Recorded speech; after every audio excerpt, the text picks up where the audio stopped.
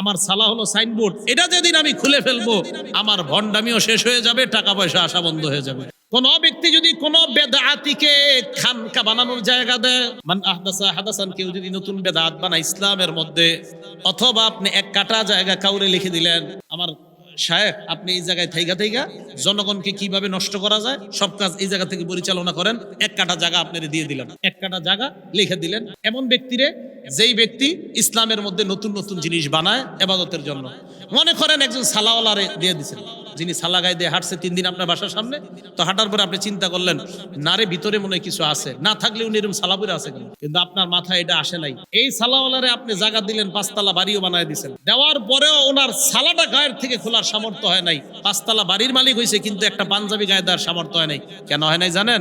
উনি জানে আমার সালা হলো সাইনবোর্ড, এটা যেদিন আমি খুলে ফেলবো আমার ভণ্ডামিও শেষ হয়ে যাবে, টাকা পয়সা আসা বন্ধ হয়ে যাবে। এগুলো খুব মাথায় রাখবেন। আর আমাদের আকল এত সমস্যা, যদি দেখি যে শরীরে জামা যত কম তত মনে করি না রে কিছু আছে, যদি কিছু না থাকে শরীরে তখন কয় না কিছু না থাকলে কি আছে তো দেখাই যাইতেছে, তখন তার নাম একটা দিছে আর কি। আমাদের দেশে এরকম নামে একজন আছে, তো এরকম একটা নাম দেয়, নাম দেওয়ার পরে কয় না কিছু একটা আছে, নাইলে এরকম হবে কেন? তো এরকম ভক্ত মুরিদ তৈরি হয়েছে। আবু দাউদ শরীফ 3299, 3300, 3301, 3302, 4টা হাদিস টানা। এই হাদিসের মধ্যে রাসূল আকরাম সাল্লাল্লাহু আলাইহি সাল্লামের কিছু মানুষের আমলের ব্যাপারে এরকম দেখা যায়।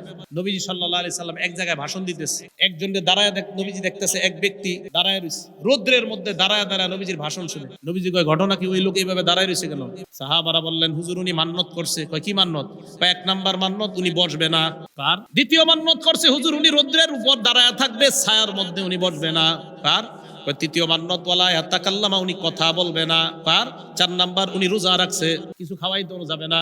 এই যে রোদ্রে কষ্ট পাইতেছে হুজুর, ওনারে পানিও খাওয়ান যাবে না। নবীজি এটা ধরে নিয়ে আসো তাড়াতাড়ি। তো কেন এই জাতীয় মান্য থেকে বেশ রোদ্রে দাঁড়ায় থাকবে, কথা বলবে না, ছায়া নিবে না, তাড়াতাড়ি আরে বলো, কথা বলতে বলো, ছায়ার মধ্যে বসতে বলো। তো নবীজি সাল্লাল্লাহু আলাইহি সাল্লাম স্পষ্টভাবে এটাকে রদ করলেন। কাবা শরীফের সামনে দিয়ে নবীজি হাঁটতেছে, দেখে এক ব্যক্তির নাকের মধ্যে আংটা লাগানো, আবু দাউদ শরীফের হাদিস। এই আংটার মধ্যে বিখিজামাতিন ফি আনফিহি, নাকে আংটা, আংটার মধ্যে রশি লাগায় লাগায় কাবা শরীফের সামনে টানতাছে। নবীজি কয় ঘটনা কি, এটা এরকম করে কেন? হুজুর মান্নত করছে এইভাবে নাকের মধ্যে আংটা লাগায় রশি টাইনা টাইনা হাঁটবে। নবীজি বলেন তাড়াতাড়ি ছুরি আনো। আনার পর কত আহাদ নবী ইউবিয়াদিহি, নিজ হাতে কাইটা দিছি, নিজ হাতে কাইটা দিছি। কি বুঝলেন? বেদআত যদি দেখেন, শরীয়ত বহির্ভূত কোন কর্মকাণ্ডের যদি খানকা কেউ বানাইতে চায়, উলামায়ে কেরামের মাধ্যমে এটা প্রচার হওয়ার আগেই এলাকা থেকে বের করে দেন। আমাদের নবীজি নিজে কাইটা দিছে, কাইটা দিয়া কয় এগুলা কই পেয়েছে? তাহলে ইসলামের মধ্যে সওয়াবের নিয়তে নতুন কিছু বানানোর নাম আমাদের বানানো পদ্ধতি। নতুন কিছু বানানো, এটা আমাদের বানানো পদ্ধতি, নবীর শিখানো পদ্ধতি না। আমাদের বানানো পদ্ধতিতে ভালোবাসলে এটার নাম ভালোবাসা হবে না, নবীর শিখানো পদ্ধতিতে ভালোবাসলে এটার নাম হবে নবীর প্রকৃত ভালোবাসা।